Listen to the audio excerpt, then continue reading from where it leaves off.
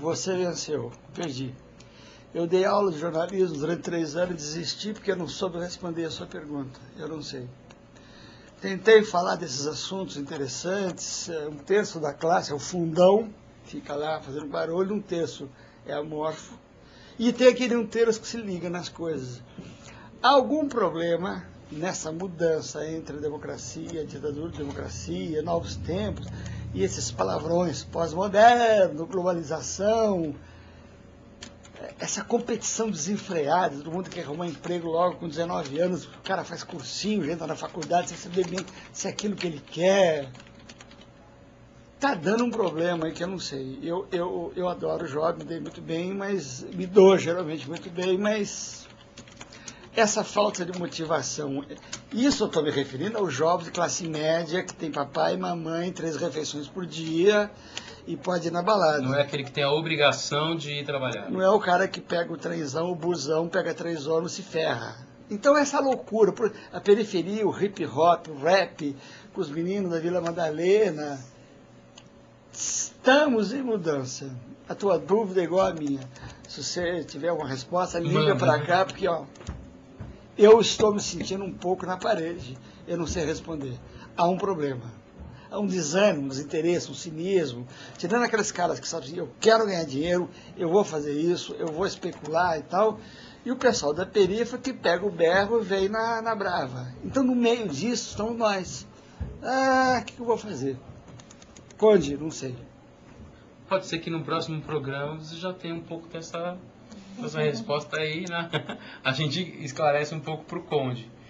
Não está totalmente respondida, mas acho que fica uma ótima impressão do que ele sente. Muitas vezes mais do que pensa, né? Do que sente. Fala um pouco para a gente, Jefferson. Isso acho que eu também escutei muito a respeito. É bem famoso isso.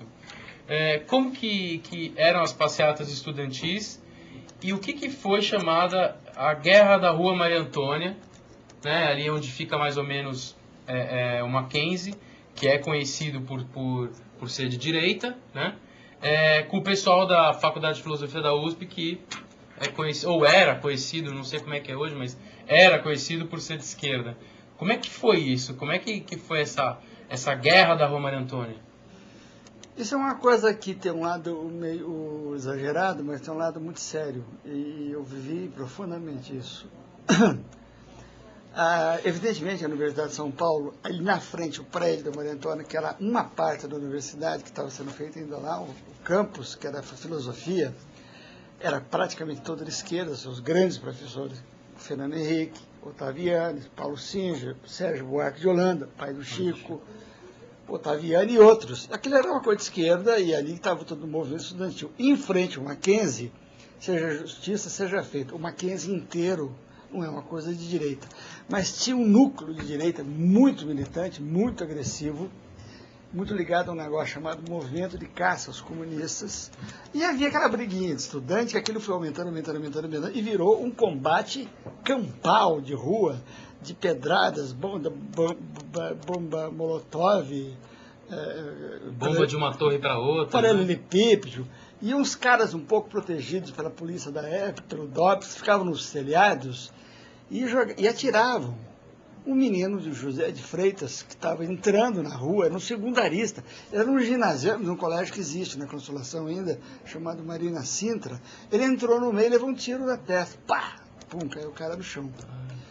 O líder estudantil do nosso lado dessa época, você vê que é a ironia da história, o presidente da União Estadual de Estudantes era o José Dirceu de Oliveira, esse personagem controverso, hoje da história política brasileira, que eu não vou discutir aqui, ele era o líder da UEE.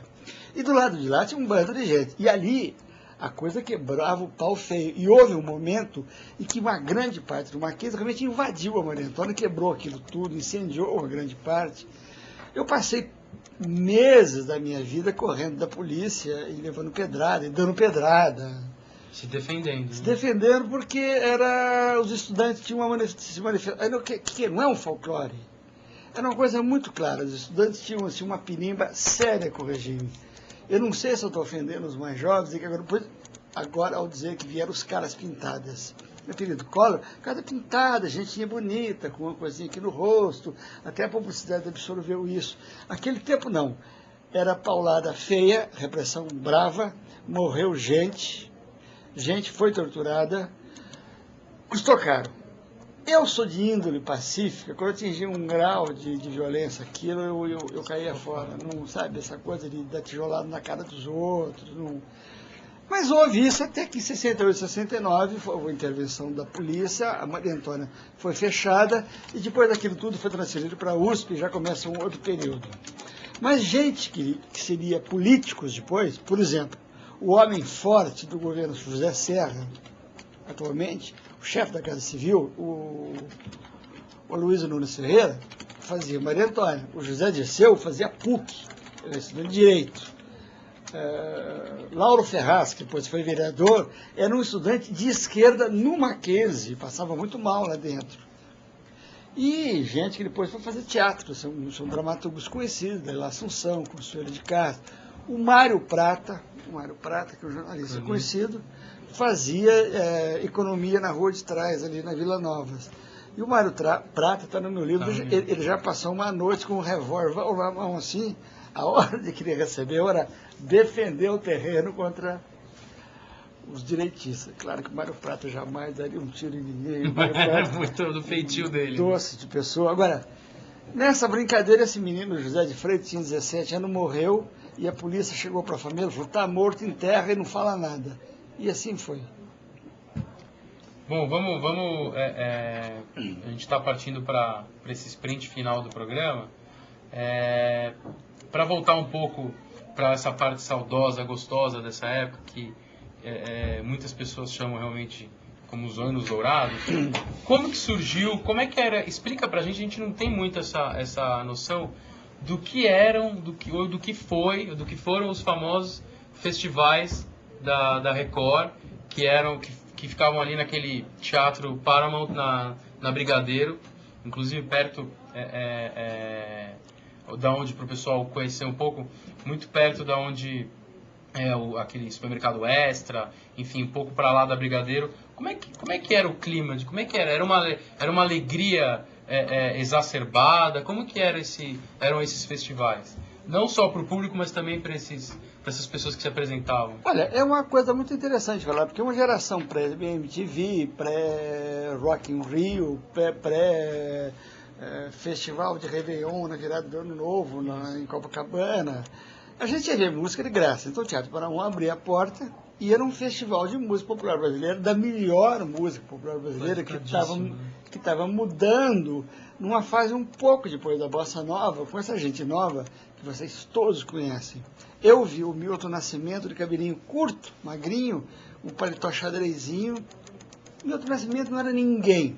Ele era um mineiro que morava numa pensão na Marquês de Itu e veio cantar. Então a gente ia lá, um pouco hoje como é torcida de futebol, sem essa violência um pouco fascista que está hoje aí nas torcidas.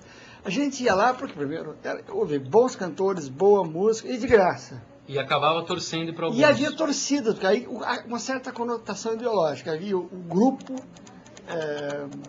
Chico Buarquista, que era mais da poesia, da música tocada com acústico, violão, e havia o pessoal da Tropicália, já começando a botar a eletricidade, as guitarras elétricas, os Mutantes. A Rita Lee era uma menina de cabelo lisinho, parecia a Carla, assim, ó.